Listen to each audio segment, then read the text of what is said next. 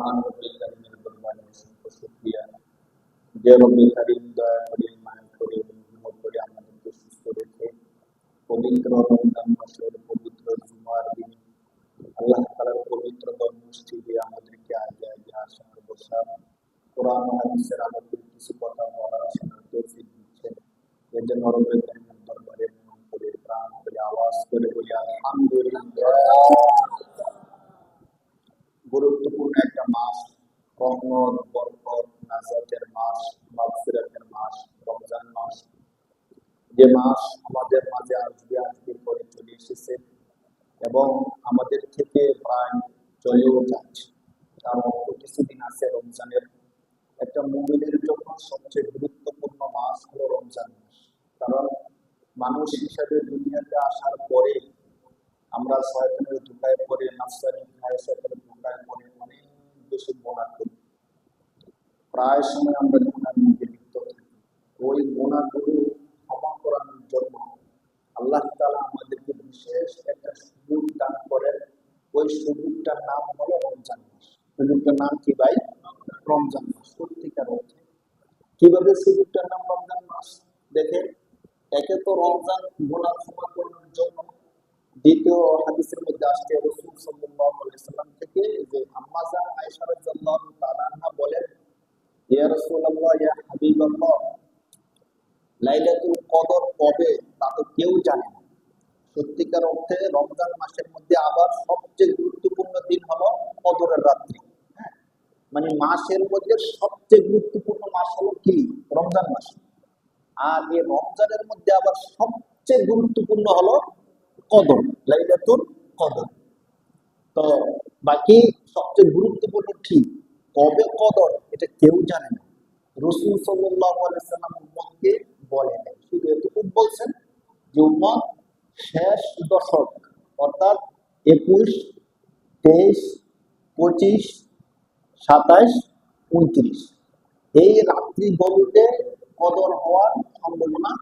এই রাত্রি কোন একটা রাত্রি লাইলাতুল কদর। তোমরা এই রাত্রিগুলোতে কদর তালাশ করো। তো আম্মা জান আয়েশা রাদিয়াল্লাহু তাআলা আনহার কথাটা বলতেছিলাম। আম্মা জান আয়েশা রাদিয়াল্লাহু তাআলা আনহা বলতেছেন, ইয়া নবী, আমি যদি কখনো জানতে পারি যে আজকে লাইলাতুল কদর, কোনোভাবে আমি জানলাম বা আমার মন সাক্ষী দিল বা আমি লাইলাতুল কদর পেয়ে গেলাম, তাহলে আমি কি আমল করবো? আমাকে একটা গুরুত্বপূর্ণ আমল দেন। কারণ কি জানেন, লাইলাতুল কদরের কিছু সিম্পল রাসূল সাল্লাল্লাহু আলাইহি ওয়াসাল্লাম হাদিসে বলছেন। এক নম্বর কথাটা হলো বেজর রাত্রিগুলোতে কদর হতে পারে। দুই নম্বর কথা হলো ওই রাত্রিতে আবহাওয়াটা ঠান্ডা থাকতে পারে, হালকা বৃষ্টি এবং ঠান্ডা আবহাওয়া রাত্রি, ওই রাত্রিতে কদর হওয়ার সম্ভাবনা বেশি। হাদিসের মধ্যে আসছে যে রাসূল সাল্লাল্লাহু আলাইহি ওয়াসাল্লাম দেখছেন যে ওই রাত্রিতে তিনি সিজদা করছেন, মাটি কাদা যুক্ত ছিল, আর এই কাদা রাসূল সাল্লাল্লাহু আলাইহি ওয়াসাল্লামের কপালের মধ্যে লাগছে। তো এই সব কিছু মিলাইয়া ওই রাত্রির কিছু সিস্টেম সিম্পল আল্লাহ রাসূল বলছেন, বাকি কবে ওইটা বলেন। তো আম্মা জান আয়েশা রাদিয়াল্লাহু তাআলা আনহা বলতেছেন, হে নবী, যদি আমি কোনোভাবে কদর পেয়ে যাই তাহলে ওই রাত্রিতে একটা আমল বলেন যে আমলটা আমি বেশি বেশি করব। এখন দেখেন, আমলের মধ্যে কিন্তু অনেক গুরুত্বপূর্ণ আমল আছে। যেমন ইসলামের 5টা ভিত্তির মধ্যে 1 নম্বরে হলো কালিমা। এরপরে সবচেয়ে বড় ভিত্তি কিন্তু নামাজ। কালিমা, নামাজ, রোজা, হজ, যাকাত, এই 5টা। তো মানে কি 5টা হলো ইসলামের মূল ভিত্তি। তো মূল ভিত্তির মধ্যে কালিমা তো সবাই পড়ছি। এরপরে সবচেয়ে বড় গুরুত্বপূর্ণ হলো নামাজ, না? জিকির আজকার আছে, তেলাওয়াত আছে, কত ইবাদত আছে। তো আল্লাহ রাসূল সাল্লাল্লাহু আলাইহি ওয়াসাল্লাম আম্মা জান আয়েশাকে কি আমলটা করতে বলছেন? কদর গুরুত্বপূর্ণ। তো বলছে আল্লাহ রাসূল, আমি কদর পাইলে, যদি কোনোদিন কদর পাইয়া যায়, কোন ইবাদতটা আমি করব? তাহলে কিন্তু বলতে পারতেন যে বেশি বেশি তুমি নামাজ পড়বা অথবা বেশি জিকির করবা, কোন একটা বলতেন। আল্লাহ রাসূল কি বলছেন হাদিসের মধ্যে আসছে। আল্লাহ রাসূল সাল্লাল্লাহু আলাইহি ওয়াসাল্লাম দেখেন বলছেন, আয়েশা, তুমি যদি কদর পেয়ে যাও তাহলে তোমাকে আমি একটা দোয়া শিক্ষা দিতেছি, এই দোয়াটা তুমি বেশি বেশি করবা। হাদিসের মধ্যে আসছে। দোয়াটা কি? আমরা দোয়াটা অনেকে পড়ি বা অনেকে পাই, আজকে আমরা শিখে নেব দোয়াটা ইনশাআল্লাহ। আল্লাহ রাসূল বলতেছেন তুমি এই দোয়াটা পড়বা, আল্লাহুম্মা ইন্নাকা আফুউন তুহিব্বুল আফওয়া ফাআফু আন্না ইয়া কারীম। দোয়াটা আমরা অনেক দোয়ার মধ্যে দোয়াটা করি প্রায়, আল্লাহুম্মা ইন্নাকা আফুউন তুহিব্বুল আফওয়া ফাআফু আন্না ইয়া কারীম। দোয়াটা শিখবেন, সারা জীবনের জন্য এই দোয়াটা কাজে লাগবে। হ্যাঁ, হয়তো বিশেষভাবে আমার কাছে গিয়ে শিখতে পারেন বা বললে আমি লিখে দিব, সেখান থেকেও শিখতে পারেন। সহিহ হাদিসের এই দোয়াটা আসছে, আল্লাহুম্মা ইন্নাকা আফুউন তুহিব্বুল আফওয়া ফাআফু আন্না ইয়া কারীম। আমাদের যে বিষয়টা বলার উদ্দেশ্য, দেখেন আল্লাহ রাসূল সাল্লাল্লাহু আলাইহি সাল্লাম অন্য কোন ইবাদতের কথা না বলে এই দোয়াটা শিক্ষা দিয়েছেন। দোয়াটার মর্ম কি দেখেন, আল্লাহুম্মা, হে আল্লাহ, ইন্নাকা আফুউন, অবশ্যই আপনি ক্ষমাশীল, আপনি ক্ষমাকারী। ইন্নাকা আফুউন, শুধু ক্ষমাকারী না, তুহিব্বুল আফওয়া, ক্ষমা করতে আপনি ভালোবাসেন। আল্লাহুম্মা ইন্নাকা আফুউন তুহিব্বুল আফওয়া ফাআফু আন্না ইয়া কারীম। অতএব হে দয়াময়, আপনি আমাদেরকে ক্ষমা করে দেন। সুবহানাল্লাহ। মানে পুরো দোয়াটাই ক্ষমা চাওয়া, পুরো দোয়াটাই কি ভাই? ক্ষমা চাওয়া। চিন্তা করে দেখেন, তাহলে রমজান মাসে কদর এর রাত্রিতে যে দোয়াটা আমরা বেশি বেশি করব, সেই দোয়াটা হলো, হে আল্লাহ, অবশ্যই আপনি ক্ষমাকারী, ক্ষমা করতে ভালোবাসেন, হে দয়াময়, আপনি আমাদেরকে কি করে দেন? ক্ষমা করে দেন। বাংলা অর্থটা আর কি? তাহলে আমরা বুঝতে পারলাম যে এই রমজান মাস সত্যিকার অর্থেই গুনাহ মাফের মাস। কিসের মাস ভাই? গুনাহ মাফের মাস। এই রমজান মাসকে পাওয়ার পরেও যদি আমরা আমাদের জীবনের গুনাহগুলো ক্ষমা করে দিতে না পারি, তাহলে সত্যিকার অর্থে আমরা হতভাগা হয়ে যাব, সত্যিকার অর্থে আমরা দুর্ভাগা হয়ে যাব। হায়াত মওতের কথা বলা যায় না। রমজান শেষ হয়ে গেলে এরপরে আবার আরেকটা রমজান আসবে, তখন আমাদের গুনাহ ক্ষমা করাবো, এই কথা বলার সুযোগ আছে ভাই? না, এই সুযোগ নেই। বাঁচবো কি বাঁচবো না এমন কোনো গ্যারান্টি আমাদের নাই। বেশি সম্ভব মরে যেতে পারি, যদি বেঁচে থাকি আল্লাহর রহমত, আর যদি বেঁচে না থাকি আল্লাহর কাছে চলে যাই। যেন আমরা এই কথাটা বলি যে আল্লাহ, আপনার কাছে যদি আমাদেরকে নিয়েও যান, গুনাহমুক্ত অবস্থায়, ঈমান অবস্থায়, আমাদেরকে আপনার কাছে নিয়ে। কারণ আমরা মানুষ, দেখেন দুনিয়ার মধ্যে আমরা এতটা দুর্বল, এতটা দুর্বল, কেউ যদি আমাদেরকে একটা কটু কথা বলে আমরা সহ্য করতে পারি না, ঠিক কিনা বলেন? মানে কেউ আমাদের একটা গালি দিলে আমরা সহ্য করতে পারি না। আমাদের আত্মীয় স্বজন কেউ যদি আমাদেরকে নিয়ে একটু তিরস্কার করে আমরা সহ্য করতে পারি না। যদি আমাদেরকে কেউ অত্যাচার করে, নির্যাতন করে, আমরা সহ্য করতে পারি না। অথচ দেখেন দুনিয়ার মধ্যে যদি আমার প্রতিবেশী অথবা সমাজের সবচেয়ে দাপটশীল ব্যক্তি আমার উপর অত্যাচার করে, প্রতিদিন কিন্তু করে না, ধরেন মাসে একবার করে, বছরে একবার করে, আমাকে গালিগালাজ করে, সমাজের মধ্যে একটু ছোট করে রাখে, এই সমস্ত জিনিসগুলো আমরা সহ্য করতে পারি না। কিন্তু দেখেন, কিন্তু আল্লাহ না করুক, যদি গুনাহের কারণে আমার কবরের মধ্যে শাস্তি হয়, কবরের মধ্যে যদি আমার আযাব হয়, তাহলে কি সপ্তাহে একদিন হবে ভাই, নাকি প্রতিদিন? প্রতিদিন, প্রতিদিন। হাদিসের মধ্যে একটা হাদিস আছে যে কোন ব্যক্তি যখন কবরের মধ্যে তাকে শাস্তি দেওয়া হবে, শাস্তির একটা স্বরূপ লেখা আছে এমন, যে তার কবরের মধ্যে বিষাক্ত সাপ দিয়ে দেওয়া হবে, যে সাপ তাকে একবার দংশন করলে অন্তত শত শত বছর এর বিষ তার শরীরের মধ্যে থাকতে থাকবে না। তো দেখেন, দুনিয়ার মধ্যে যত কষ্টই করি, যত শাস্তি পাই, কেউ না কেউ আমাদেরকে সহযোগিতা করে।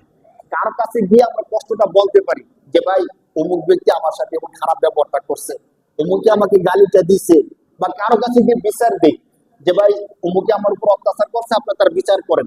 কোনো না কোনো ভাবে আমরা সহানুভূতি অর্জন করি। কিন্তু কবরে চলে যাওয়ার পরে, আখিরাতে যাওয়ার পরে কারো কাছে বিচার দিতে পারবো ভাই? কবরের মধ্যে, আমার কবরে তো আমি একা, কেউ নাই, কেউ যাবে না ভাই, আমার কবরে আমি একা। তা আমার কবরে যখন শাস্তি হতে থাকবে, শাস্তি হতে থাকবে, তখন আমি কার কাছে বলবো বলেন ভাই? এমন তো না যে 1 মাস শাস্তি দেওয়ার পরে একটা দিন আমাকে সুখ দেওয়া হবে, অথবা 1 বছর শাস্তি দেওয়ার পরে 1 সপ্তাহ আমাকে শান্তি দেওয়া হবে, এমন তো না, এমন না। এই জন্য ভাই, দুনিয়ার মধ্যে থেকে আমরা যে যাই করি না কেন, দিন শেষে আমাদের সবাইকে যেতে হবে কবরে। কোথায় যেতে হবে ভাই? কবরে যেতে হবে। এই কথাটা যেন আমরা সবাই জেনে রাখি, যে আমি যেই প্রফেশনে থাকি, যেই চাকরি করি, যেই কাজই করি, আমি যেহেতু মুমিন, আমি যেহেতু আল্লাহকে বিশ্বাস করি, আমি যেহেতু আমার নবীকে বিশ্বাস করি, আমার নবী যে বলছে আমাকে কবরে যেতে হবে আর গুনাহ করলে কবরের শাস্তি হবে, আমার নবীর কথা বিশ্বাস করে আমার কবরের কথাটা আমার ব্রেনে সবসময় রাখতে হবে। আমি যাই করি না কেন, যেন আমি এই জিনিসটা মনে করি যে আমি এই অপরাধটা করতেছি, যে কোনো মুহূর্তে আমার তওবা করা উচিত, যে কোনো মুহূর্তে আল্লাহর কাছে ক্ষমা চাওয়া উচিত। মানুষ জানুক অথবা না জানুক, আমি কি গুনাহ করতেছি, আমি কি অপরাধ করতেছি, আল্লাহ তাআলা জানে। এরপরে আমি জানি কি জানি না, জানি। আমার গুনার ব্যাপারে, আমার অপরাধের ব্যাপারে আমি জানি।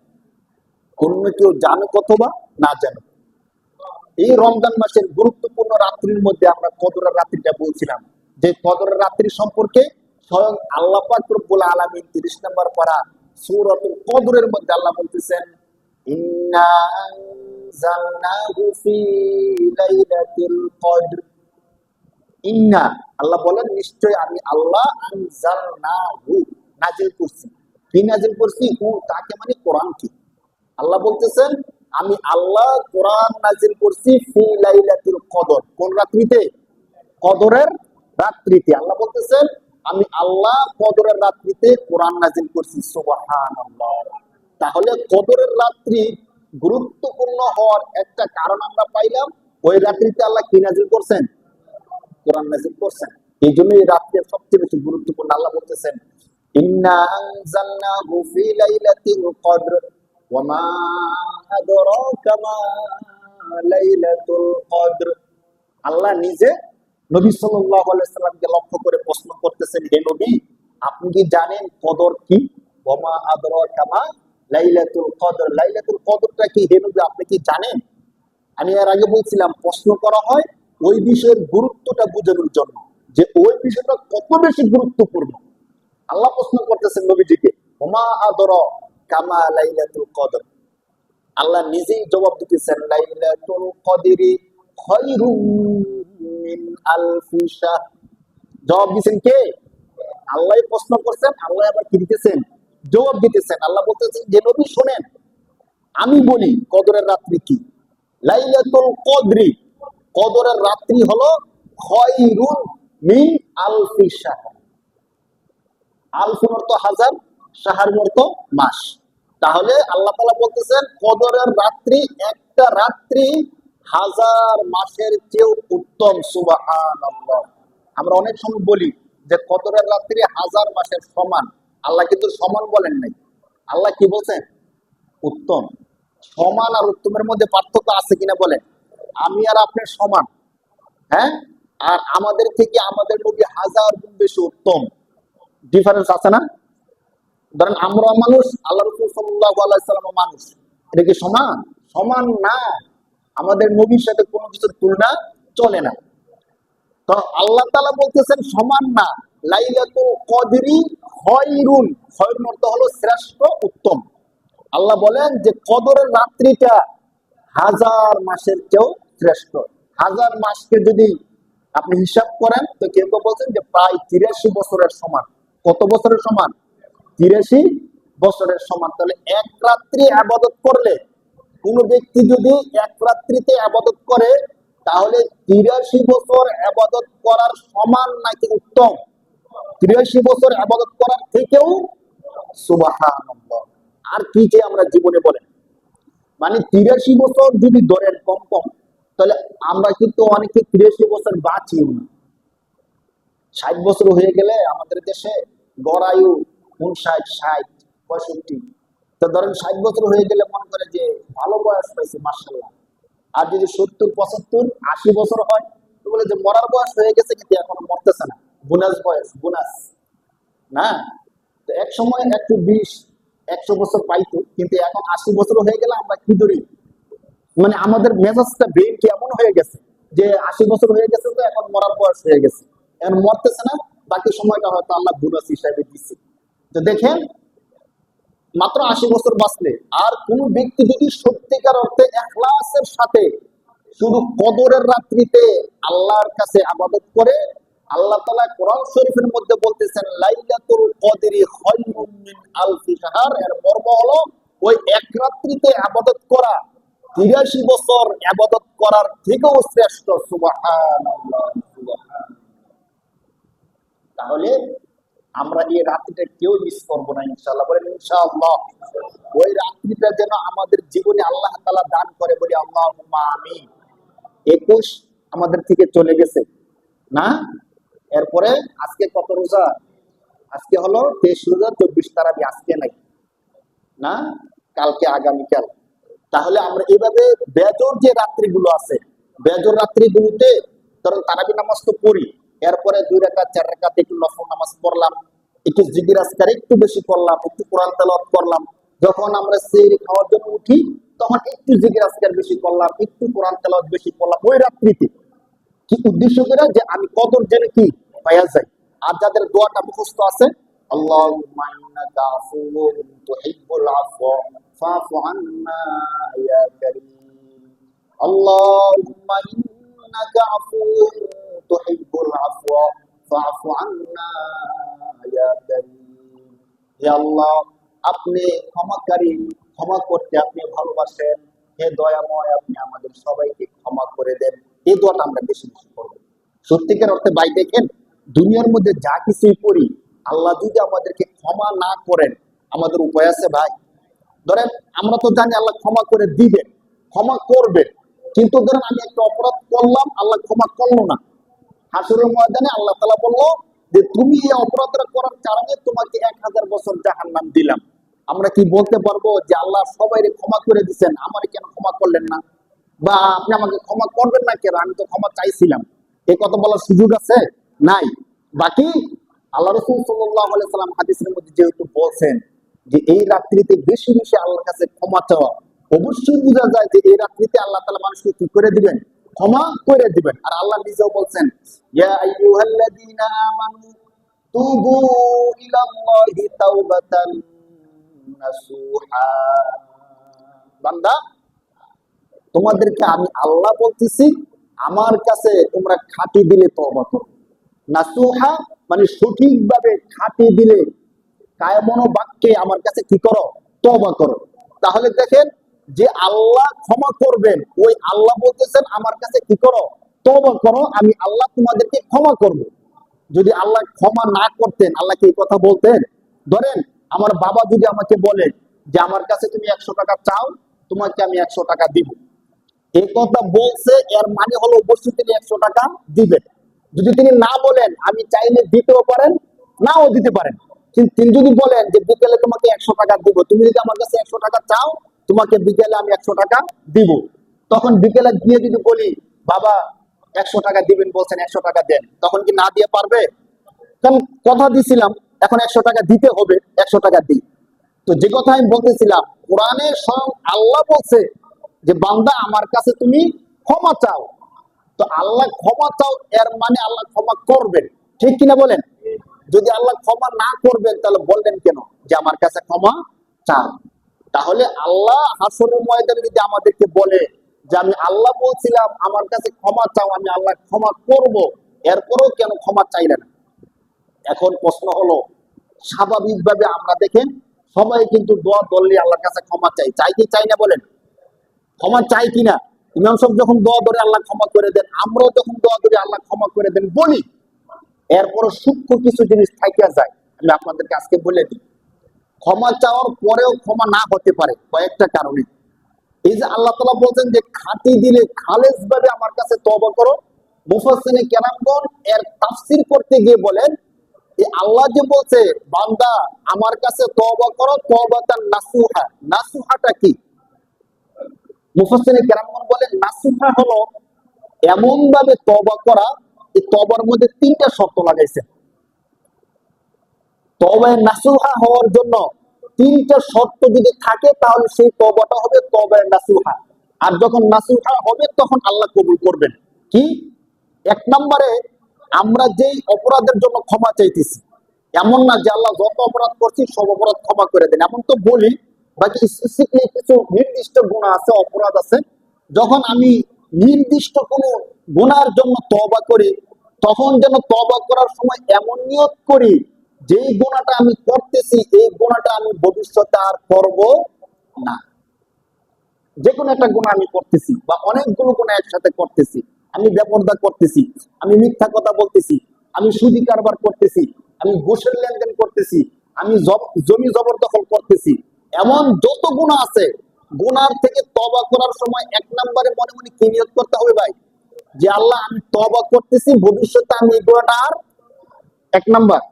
দুই নাম্বার, যখন তওবা করব তখন বান্দার কোনো হক যদি থেকে থাকে, বান্দার হকটা আমাকে আগে পরিশোধ করে নিতে হবে। ধরেন কারো জমি জবরদখল করছি, বা কোনো এতিমের সম্পদ আমি ভোগ করছি, হ্যাঁ, অথবা কারো থেকে টাকা মেরে রাখছি, এমন বান্দার সাথে সম্পৃক্ত যদি হয়, অথবা কাউকে গালি দিছি, অথবা কারো সম্মান নষ্ট করছি, এমন কোন অপরাধ যা বান্দার সাথে সম্পৃক্ত, বান্দা থেকে আগে ক্ষমা চেয়ে নিতে হবে, অথবা বান্দার হকটা বান্দাকে আগে দিয়ে দিতে হবে। কারণ বান্দার সাথে সম্পৃক্ত হকগুলো আল্লাহ ক্ষমা করেন না।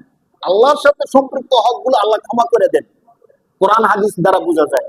কিন্তু বান্দার সাথে সম্পৃক্ত যে বিষয়গুলো আছে, বান্দা থেকে ক্ষমা নিতে হবে। বান্দা থেকে ক্ষমা না নিলে আল্লাহ ক্ষমা করেন না। তাহলে এক নাম্বার বিষয় হলো, যে অপরাধ করতেছি ওই অপরাধটাকে একবারে ছেড়ে দিতে হবে, যে আমি এই অপরাধ আর করব না। দুই নাম্বার হলো, বান্দার সাথে সম্পৃক্ত যে জিনিস আছে বান্দার হক বান্দাকে দিয়ে দিতে হবে। তিন নম্বরে আল্লাহর কাছে কায়ে মনোবাক্যে বলতে হবে যে আল্লাহ আমি এই অপরাধ ছেড়ে দিছি, বান্দার হকটা বান্দাকে দিয়ে দিছি, এবার তুমি আল্লাহ আমাদেরকে ক্ষমা করে দেন।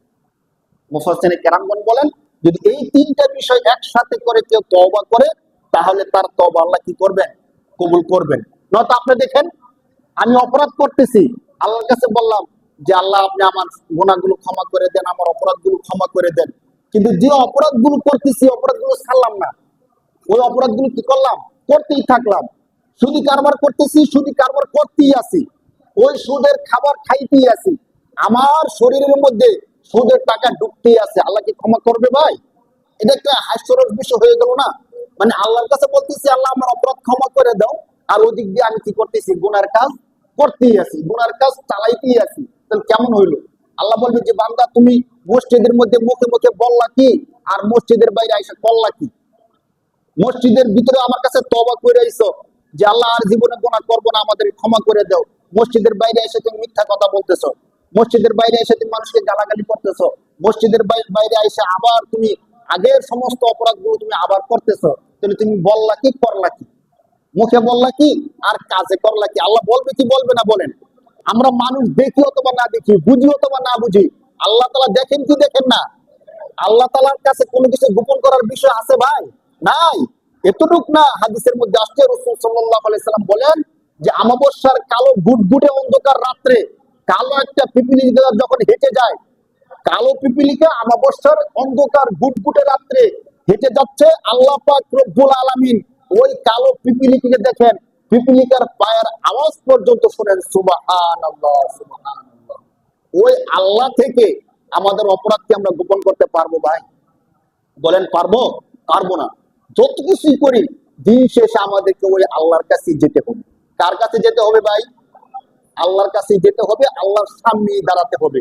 এই আল্লাহর সামনে দাঁড়ানোকে ভয় করে আমরা যদি অপরাধকে ছেড়ে দেই, আল্লাহ তাআলা বলেন ওয়ালিমান খাফা মাকামা রাব্বিহি ওয়া নাহান নাফসা আনিল হাওয়া। কোরআন শরীফের 30 নম্বর পারা সূরা বুরুজের মধ্যে আল্লাহ বলেন, এই যে তোমরা এতক্ষণ কথাগুলো শুনছো, কার সামনে দাঁড়াতে হবে আমাদেরকে? বলেন কার সামনে দাঁড়াতে হবে?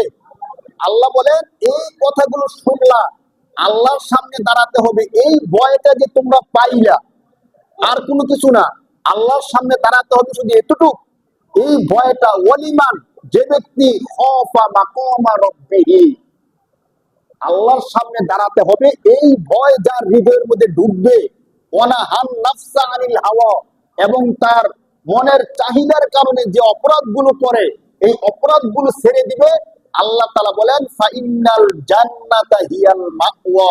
আল্লাহ নিজে বলতেছেন আমি আল্লাহ তার ঠিকানা বানিয়ে দিব জান্নাতে। সুবহানাল্লাহ সুবহানাল্লাহ। কোন ব্যক্তি যদি আল্লাহর সামনে দাঁড়াতে হবে এই ভয়ে গোনা ছেড়ে দেয়, আল্লাহ নিজে ওয়াদা করতেছে ফাইনাল জান্নাতে হিয়াল মাওয়া, যে তার ঠিকানা হবে কোথায়? জান্নাতে। এই কথা কে বলতেছেন ভাই? আল্লাহ বলতেছেন। অতএব আসেন না আমরা আল্লাহর কথাটাই শুনি, আল্লাহর কথাটি রাখি। সত্যিকার অর্থে আল্লাহর সামনে আমাদেরকে দাঁড়াতে হবে কি হবে না বলেন? হবে, দাঁড়াতেই হবে, কোনো সারাসারি কোনো সুযোগ নাই ভাই। অতএব আসেন এখন থেকে আমরা নিজেদেরকে প্রস্তুত করি, এখন থেকে নিজেদেরকে তৈরি করি যে না আমাকে তো আল্লাহর সামনে দাঁড়াতেই হবে। আল্লাহর সামনে দাঁড়ানোর পরে আরেক সূরার মধ্যে আল্লাহ বলতেছেন সমস্ত রাজা বাদশা সবাই যখন দাঁড়াবে, ক্ষমতাশীল এই শীল ওই শীল সব শীল, তখন আল্লাহ তাআলা বলবে লিমানিল মুলকুল ইয়াউম। 24 নম্বর পারার মধ্যে এই আলোচনা আসছে। আল্লাহ যারা দুনিয়ার মধ্যে ক্ষমতা দেখাইতো, রাজা ছিল, বাদশা ছিল, প্রভাবশালী ছিল, প্রতিপত্তি ছিল, তাদের সবাইকে একসাথে করার পরে আল্লাহ তাআলা তার সিংহাসনে বসে বলবেন লিমানিল মুলকুল ইয়াউম, আজকের দিনের রাজত্ব কার? দুনিয়ার মধ্যে তো তোমরা রাজত্ব দেখাইছো, ক্ষমতা দেখাইছো, এই করছো ওই করছো, বলো এখন তোমরা বলো আজকের দিনের রাজত্ব কার? কেউ কোনো কিছু বলবে না। হাদিসের মধ্যে আসছে সবাই থর থর করে কাঁপতে থাকবে, নবী ওলি কেউ কোনো আওয়াজ করবে না, বাদশা টাদশা দূরে থাক। তখন আল্লাহ নিজেই বলবেন লিল্লাহিল ওয়াহিদিল কহার, আজকের দিনের রাজত্ব হলো মহা প্রতাপশালী ক্ষমতাধর মহারাগে রাগান্বিত মহান রব্বুল আলামিনের। সুবহানাল্লাহ। ওই দিনে আমাদের অবস্থা কি হবে ভাই? যারা রাজা বাদশাহ, যারা ক্ষমতাশীল, তারা না হয় ধরেন থর থর করে কাঁপতেছে, আমরা তো কিছুই না, আমাদের অবস্থা কি হবে? আল্লাহ তাআলা এই কথাগুলো এই জন্য বলতেছেন যে বান্দা এই কথাগুলো তোমাদেরকে শোনাইলাম যেন আমার সামনে যে দাঁড়াতে হবে এই ভয়টা যেন তোমার মধ্যে আসে। এই ভয়টা যখন তোমার মধ্যে আসবে, আসার পরে তুমি অপরাধ ছেড়ে দিবে, আমি আল্লাহ তোমার ঠিকানা কোথায় করে দিব? জান্নাতে করে দিব। এই জন্য ভাই আমরা এখন থেকেই এই আর কিছুদিন বাকি আছে রমজানের, রোজাগুলো সঠিকভাবে রাখি, তারাবিগুলো সঠিকভাবে আদায় করি, আল্লাহর কাছে ক্ষমা চাইলে। ওই হাদিসটা আপনাদেরকে বলছিলাম না, আজকে আরেকটা ঐতিহাসিক হাদিস বলি, আপনারা শুনছেন হয়তো এর আগে হাদিসটা। আল্লাহ রাসূল সাল্লাল্লাহু আলাইহি সাল্লাম কোন এক সময় যখন মসজিদের মিম্বরে আসলেন, আসার পরে যখন প্রথম সিঁড়িতে পা রাখলেন, রাসূল সাল্লাল্লাহু আলাইহি সাল্লাম বললেন আমিন। দ্বিতীয় সিঁড়িতে যখন আবার পা রাখলেন, আবার বললেন আমিন। তৃতীয় সিঁড়িতে যখন আবার পা রাখলেন, আবার কি বললেন? আমিন। সাহাবায়ে কেরাম রাসূল সাল্লাল্লাহু আলাইহি সাল্লামকে প্রশ্ন করলেন, ইয়া রাসূলুল্লাহ, ইয়া হাবিবাল্লাহ, ইতিপূর্বে আপনাকে এমন করতে আমরা শুনি নাই কখনো। খুতবার পরে জিজ্ঞেস করছেন আজকে কি এমন হইল যে আপনি সিঁড়িতে পা রাখছেন আর বলছেন আমিন? তখন রাসূল সাল্লাল্লাহু আলাইহি সাল্লাম বললেন, শোনো, আমি যখন মিম্বরের প্রথম সিঁড়িতে পা রাখতে গেলাম, তখন আমার কাছে হযরত জিবরাইল আলাইহিস সালাম আসছে। আসার পরে তিনবার তিনটা দোয়া করছে, ওই তিনটা দোয়ার মধ্যে আমি নবী আমিন বলছি। সুবহানাল্লাহ। তাহলে এখানে দেখেন, একটু খেয়াল করেন, দোয়া করছেন কে? জিবরাইল আলাইহিস সালাম। আমিন বলছেন কে? রাসূল সাল্লাল্লাহু আলাইহি সাল্লাম। কি দোয়া করছেন? তিনটা দোয়া, গুরুত্বপূর্ণ তিনটা দোয়া। দেখেন আল্লাহ রাসূল সাল্লাল্লাহু আলাইহি সাল্লাম বলেন জিবরাইল আলাইহিস সালাম যখন আসলেন, আমি যখন প্রথম সিঁড়িতে পা রাখলাম, তখন জিবরাইল আলাইহিস সালাম বললেন যে ব্যক্তি তার পিতামাতাকে তার হায়াতে পাইল কিন্তু তাদের খেদমত করে জান্নাত অর্জন করতে পারলো না, পিতামাতার সাথে সৎ ব্যবহার করতে পারলো না, পিতামাতার খেদমত করতে পারলো না, সে ধ্বংস হোক। আল্লাহ রাসূল বলেন, তখন আমি বললাম আমিন। পিতামাতা যে আমাদের জন্য জান্নাত, পিতামাতা যে আমাদের জন্য জাহান্নাম, এই হাদিসটাই তার প্রমাণ। পিতামাতার খেদমত করলে জান্নাত, পিতামাতার খেদমত করলে কি ভাই? জান্নাত। দ্বিতীয়, যখন আমি দ্বিতীয় শ্রেণীতে পা রাখলাম, তখন তিনি বললেন যে ব্যক্তি আপনার নাম শুনলো, অর্থাৎ রাসূল সাল্লাল্লাহু আলাইহি সাল্লামের নাম যখন আমরা শুনি, তখন আমরা সবাই কি বলবো বলেন? সাল্লাল্লাহু আলাইহি ওয়াসাল্লাম। সবাই বলবেন। আমাদের নবীর নাম শুনলে আমরা সবাই দুরূদরা পড়বো। কোন দুরূদরা বলেন? সাল্লাল্লাহু আলাইহি ওয়াসাল্লাম। এর রহস্য কি? অনেক চমৎকার রহস্য। আজকে সময় সংক্ষিপ্ত, পুরো বলতে পারবো না হয়তো। আল্লাহ রাসূল বলেন, জিবরাইল আলাইহিস সালাম বলতেছিলেন আপনার নাম যে শুনলো, শোনার পরে দুরূদ পড়লো না, সে ব্যক্তি ধ্বংস হোক। আমি বললাম আমিন। তাহলে রাসূল সাল্লাল্লাহু আলাইহি সাল্লামের নাম শুনলে আমরা কি পড়বো ভাই? সাল্লাল্লাহু আলাইহি সাল্লাম। সমস্ত উম্মতের উপর অন্তত একবার পড়া ওয়াজিব। 3 নাম্বার আমাদের আলোচনার বিষয়, আল্লাহ রাসূল বলেন যখন তৃতীয় শ্রেণীতে পা রাখলাম, তখন জিবরাইল আলাইহিস সালাম বললেন যে ব্যক্তি রমজান মাস পাইল কিন্তু তার গুনাহগুলো ক্ষমা করাইতে পারলো না, তার জন্য ধ্বংস। আল্লাহ রাসূল বলেন, আমি বললাম আমিন। দেখেন, তিনটা বিষয় কিন্তু গুরুত্বপূর্ণ। যাদের বাবা মা বেঁচে আছে তাদের কাছে আমাদের আবদার হবে যে বাবা মার মতো রত্ন পৃথিবীর মধ্যে আর হতে পারে না। আপনি কি চিন্তা করেন না, আপনাকে শুধু একটা হাদিস শোনাই। কোন ব্যক্তি যদি হজের সওয়াব অর্জন করতে চায়, তাহলে বিষয়টা কি কঠিন নাকি সহজ? অনেক কঠিন। অনেক কঠিন না? বাংলাদেশের নিয়ম অনুযায়ী আপনাকে পাসপোর্ট করা থেকে নিয়ে দৌড়াদৌড়ি করে টাকা পয়সা জমা দিয়ে, অনেকের নিবন্ধন হয় না, নিবন্ধন হলো কত যে ঝামেলা হয়, লক্ষ লক্ষ টাকা খরচ করতে হয়। সবকিছু খরচ করার পরে গেলেন সৌদি আরব। যাওয়ার পরে হজের নিয়ম সঠিকভাবে করছেন কি করছেন না, আল্লাহ হজ কবুল করছে কি করছে না, কোন গ্যারান্টি আছে ভাই? ধরেন 5 লক্ষ টাকা খরচ করে হজ করে আসলাম, বড় হজটা। এখন আল্লাহ তাআলা আমার হজ কবুল করছে কি করছে না কেউ বলতে পারবো? যে হুজুর হজ করছে, আল্লাহ কবুলও করছে, এটা কি আমরা বুঝি? বুঝি না। হাদিস শুনেন, আল্লাহ রাসূল সাল্লাল্লাহু আলাইহি সাল্লাম বলেন, কোন ব্যক্তি যদি হাসি মুখে তার মায়ের দিকে একবার তাকায়, আল্লাহ তাআলা তাকে একটা কবুল হজের সওয়াব দান করেন। সুবহানাল্লাহ। হাদিস শরীফের মধ্যে আসছে।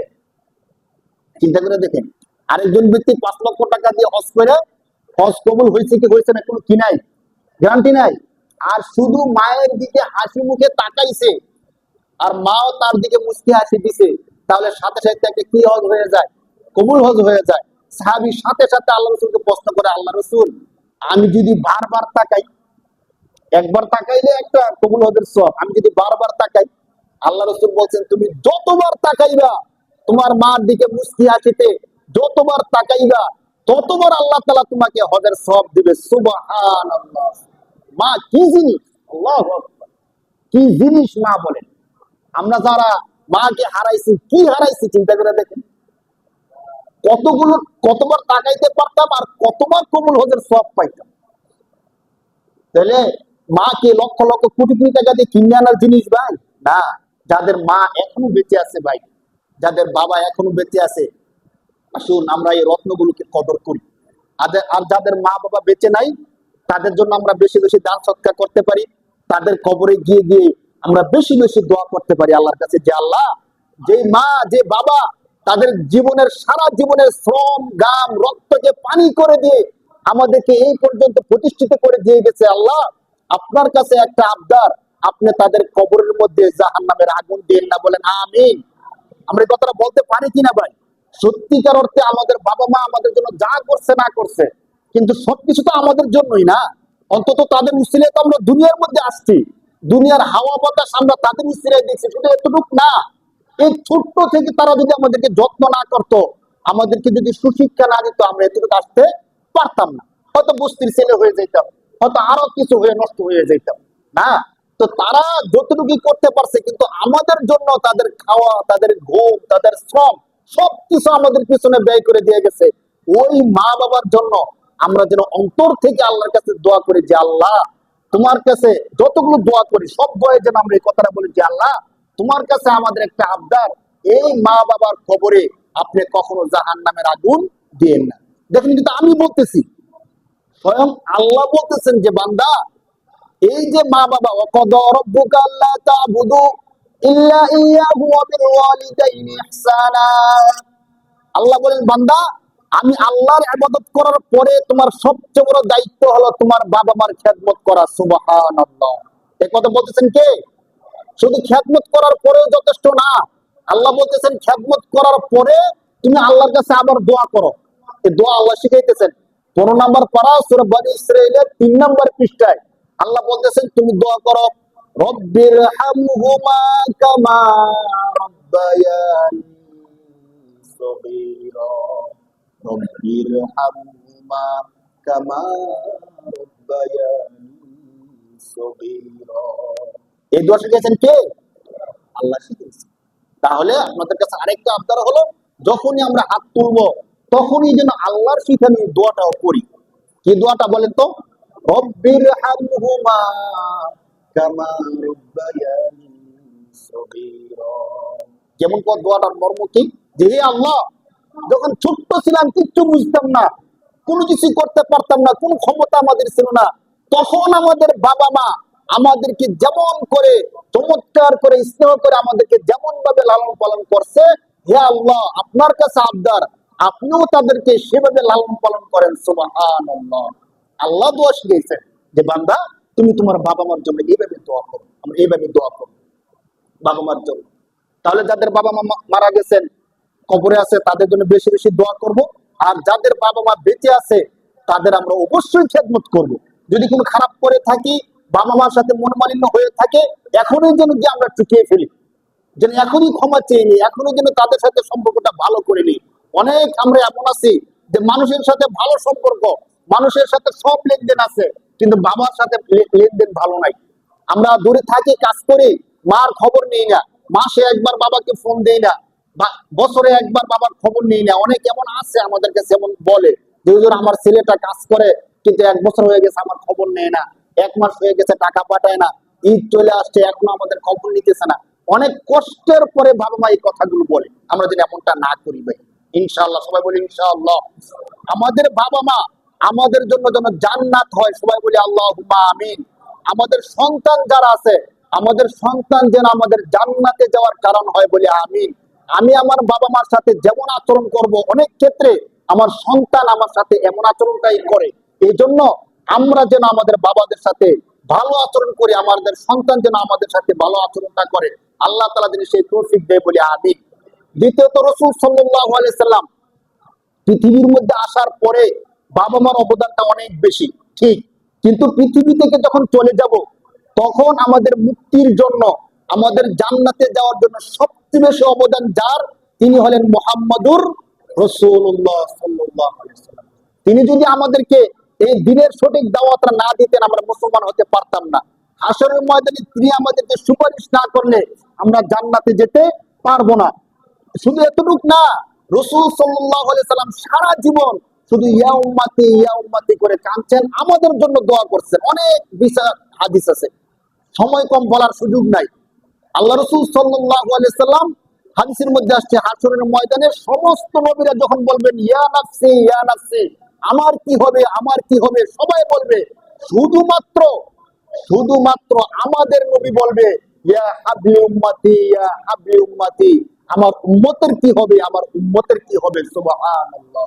আল্লাহ তাআলা যখন বলবে যে নবী, আপনাকে আমি সুযোগ দিলাম, আপনি জান্নাতে চলে যান, যেভাবে ইচ্ছে সেভাবে যান, আপনাকে আমি খুশি করার দায়িত্ব নিলাম, তখন রাসূল সাল্লাল্লাহু আলাইহি সাল্লাম বলবেন, আল্লাহ, যতক্ষণ পর্যন্ত আমার গুনাহগার উম্মত জান্নাতে যাওয়ার বাকি থাকবে, ততক্ষণ পর্যন্ত আমি জান্নাতে যাব না। সুবহানাল্লাহ। ওই নবীর উপর দুরূদ পড়ার দরকার আছে কি নাই বলেন? যখনই আমরা নবীর নাম শুনবো, তখনই বলবো সাল্লাল্লাহু। শুধু দুরূদ পড়লে যে এতটুকু তা না।